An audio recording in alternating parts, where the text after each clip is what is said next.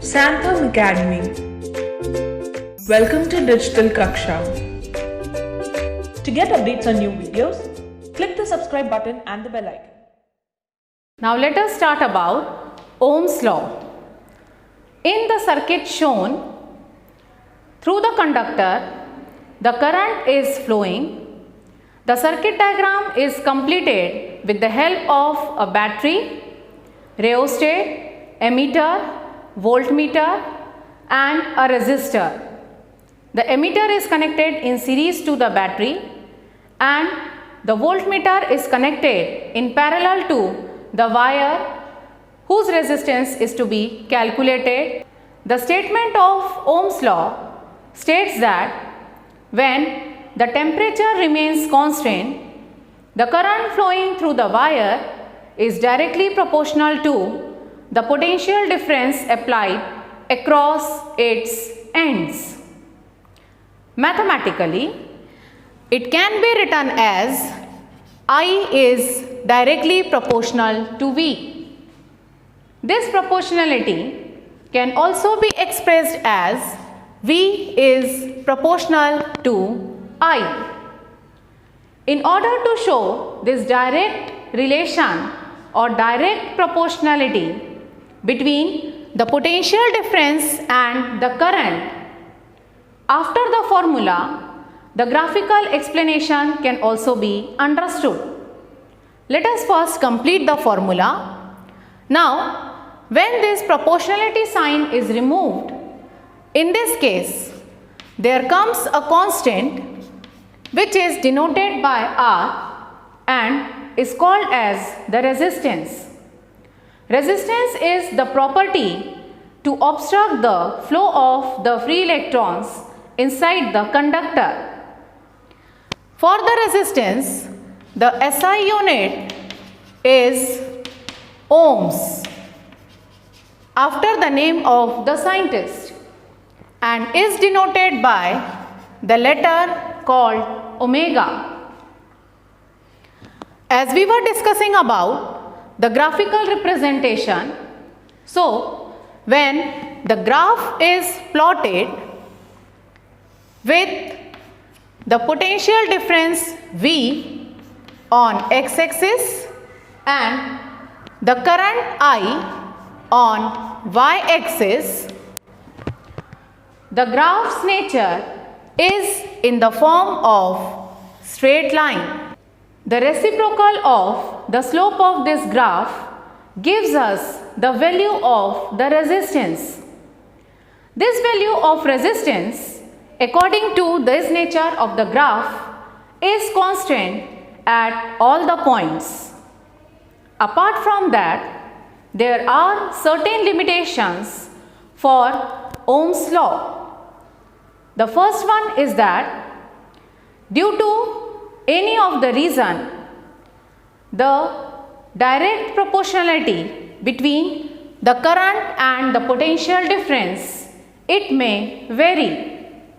In that case, the nature of the graph can convert into the form of a curve, or also we can say that the straight line nature of the graph can get the deviation in the form of curve or any other shape.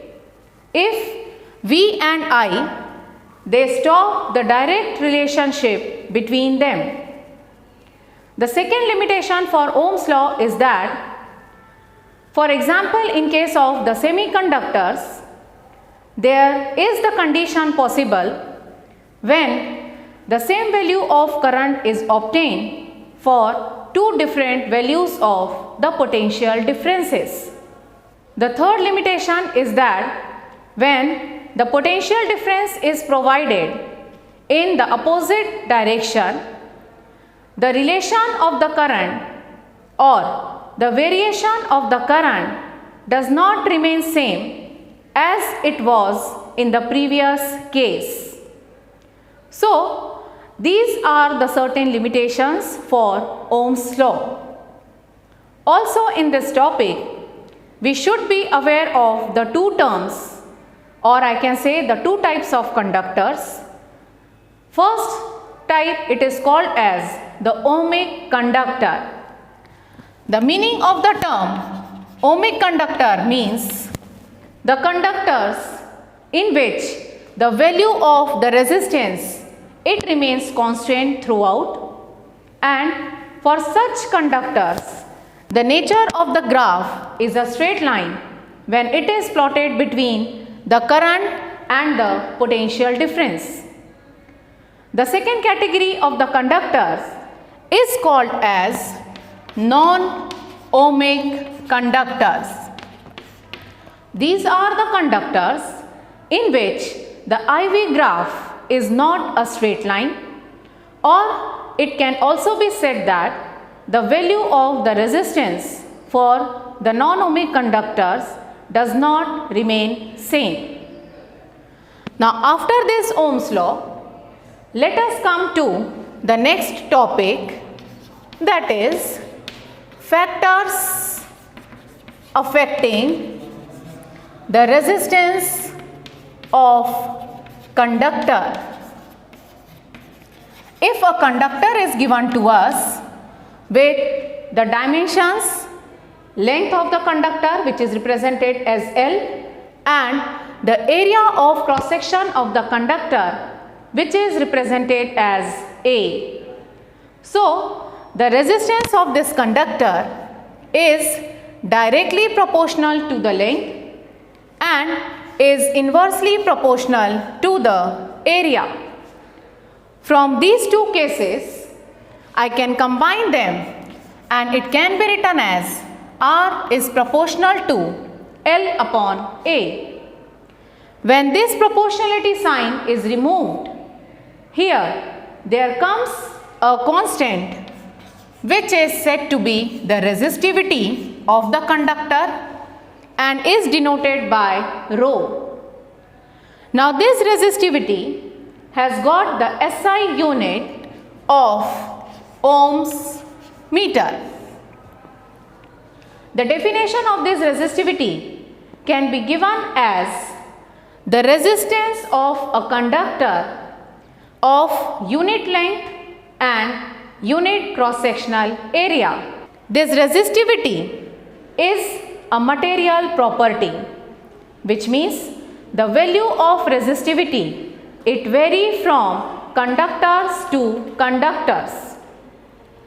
We should also know here that there is one more physical quantity which is said to be conductivity, and it is understood as the reciprocal of the resistivity. So the resistivity and the conductivity, these two physical quantities, they are reciprocals of each other. Now this formula which is derived here, that is R is equal to rho L upon A, I am taking it to be equation number 2, and this formula from Ohm's law, from here I can get the value of R to be equal to V upon I. This I am considering as the equation number 1. We will be using these two equations in our next derivation, where we will be deriving the formula for the resistivity. Now, in order to get the formula of this resistivity, which is denoted by rho, I will start this derivation with the known formula or the known relation between the current and the drift velocity. We have derived that I is equal to NEAVD. We know that VD can be written as EV tau upon M into L. From this expression, after shifting and after rearranging the terms, I can get the formula for resistance using the equation number 1, which is giving us the idea that the ratio V upon I is equal to R. So let us shift the terms in that way that V upon I, which can be written to be equal to R, let us take it to be equation number 3. Equation number 2, I am writing it here again so that I can compare the two formula of the resistance from equation number 3 and this equation number 2, which I have written below this equation. When I will see the LHS in both of these two equations, here the value is R. On RHS, when I will compare the terms, I find that L is present in the numerator in both the equations and the factor A is present in the denominator in both the equations. So, I can compare this equation number 3 and this formula of the resistance on their RHS side, and after comparing, I am getting the conclusion that rho can be written to be equal to m upon n e square tau. So, here it is the required formula for the resistivity of any of the material. In this formula, m is the mass of the electron, n is giving us the number density of the electron, and E is representing the charge of the electron. Tau is the average relaxation time. So, in this case, when the temperature is increased, what happens to the collisions of the free electrons inside the metallic wire? Certainly, for these free electrons, the kinetic energy increases on increasing the temperature. Now, when it happens, the time difference between the two successive collisions, certainly that time which is known as the relaxation time, it is reduced.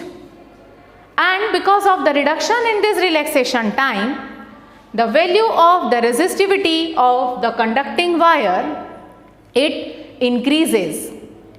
So, this is giving us the idea that for the conductors, the resistivity of any of the conductor is directly proportional to the temperature. Now, there are two categories of the conductors.